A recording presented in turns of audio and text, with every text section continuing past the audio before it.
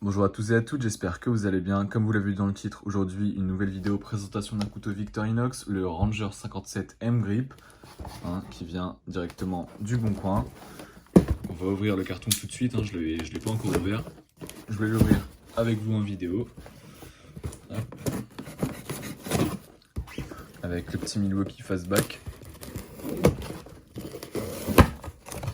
Alors un gros carton. Hop. Donc il est là. Il n'y a rien d'autre dans le carton. Bon, bien emballé, aucun problème. Si je coupe pas au bon endroit, ça sert à rien. Donc, voyons voir la bête. Petit problème de cadrage, donc je disais, voyons voir la bête. Alors déjà, ce que je remarque tout de suite, mis à part la taille, qui est quand même assez grande, c'est le poids. Donc on va le regarder tout simplement déjà, après on passera aux caractéristiques. Au niveau de l'état, bon, on peut voir qu'il y a quelques rayures, et ici il y a un petit cran. Bon, après la coque, honnêtement, c'est pas ce qu'il y a de très gênant. Le grip c'est sympa, ouais. Donc la lame, on va regarder ça. Ouverture une main, bloquable. Et pour la débloquer, on vient appuyer ici. Et là ça se débloque. Hop. Le tranchant, pour un couteau Les Bons Coins. Le tranchant est quand même vachement sympa. Alors j'ai l'impression qu'il a été regraissé juste avant. Vous voyez, attends, je vais faire une mise au point. Donc je disais, j'ai l'impression qu'il a été regraissé avant, mais peut-être pas super bien. Bon, c'est pas très grave, de toute façon je vais le nettoyer et le regraisser directement avec l'huile de chez Victorinox. On va énumérer tous les outils. Donc, outil principal, la grande lame, donc je disais bloquable. Ensuite, alors comment on l'attrape celui-là? Hop. Alors, un peu dur à ouvrir. Ici on a une petite lame à dépecer. C'est ce qui vient directement du site. Je vais vous montrer un petit peu la fiche que j'ai. Alors, les mises au point ont du mal à se faire en ce moment. Avec mon téléphone, c'est pas évident. Donc, petite lame à dépecer, sympa. Qui n'est pas bloquable. On a bien évidemment la scie qui va s'ouvrir. Alors, il faut que je trouve. Non, ça doit être pour bloquer. Ah, la scie est là, oui, j'avais pas vu.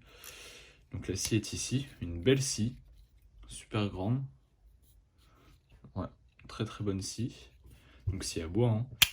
L'ouvre-boîte, ça doit être celui-là. Voilà. Donc, on a un ouvre-boîte avec un tournevis de 3 mm. Et aussi, elle peut aussi un petit peu là. Je vais bouger la caméra pour qu'on voit mieux à la lumière. Voilà, on devrait être moins embêté pour tout ce qui est mis au point. Alors, il est vraiment... il est sale. Bon, c'est pas de la rouille parce que ça rouille pas, c'est inoxydable. Mais il va falloir attraper ça. Donc, ouvre-boîte, tournevis 3 mm, tournevis plat. En face, forcément, on a donc le décapsuleur tournevis 5 mm et le dénudeur. Donc franchement, pas mal. Ensuite, de ce côté, si je dis pas de bêtises, on a déjà tout fait. Le fameux tire-bouchon qui est top. Ah oui, il est vraiment seul par contre. Il va falloir rattraper ça. Bon, après, ça va pas être trop gênant à rattraper. Ça se nettoie assez facilement avec Victorinox. C'est le premier 130 mm que j'ai. Donc franchement, ouais, pas mal. Poinçon à lésoir avec son petit chat. Nickel. On a aussi un petit cure-dent. Et une pincette. Alors il y a l'anneau aussi. Voilà l'anneau. Donc on va passer en caméra normale.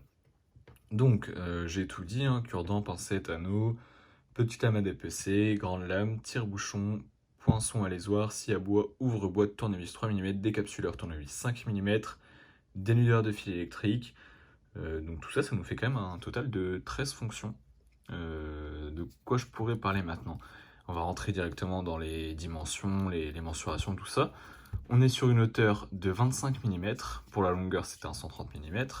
La largeur, c'est du 33 mm. Et le poids, c'est là que ça commence à être un peu lourd. Ça fait 196 grammes. Donc, bon, c'est vrai que ça pèse quand même. Lame, ouverture... Donc, pour les détails, les options, on va dire...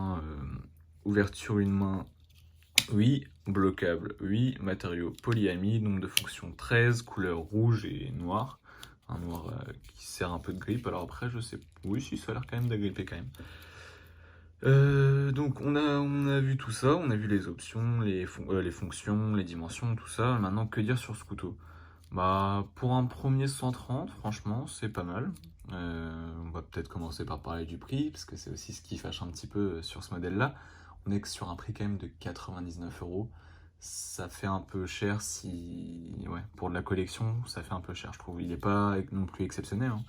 Il est bien, hein, mais 99, ça commence, je trouve, personnellement, à faire cher.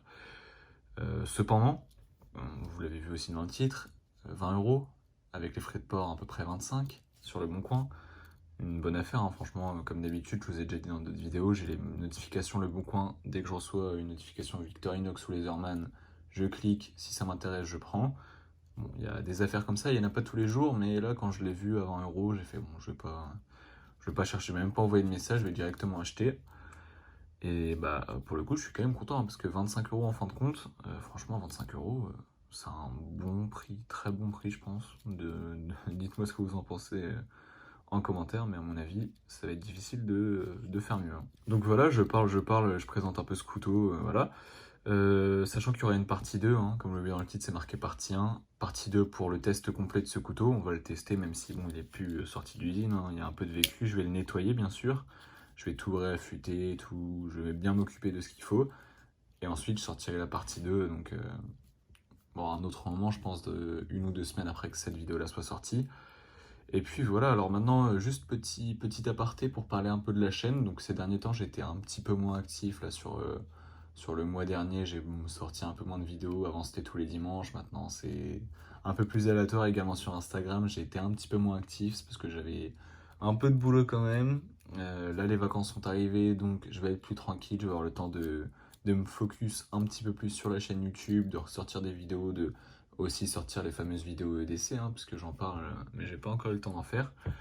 Diversifier également, parce qu'on est beaucoup sur Victorinox, Laserman. J'aimerais bien peut-être commencer à passer sur d'autres, tout simplement d'autres marques, d'autres types d'outils également.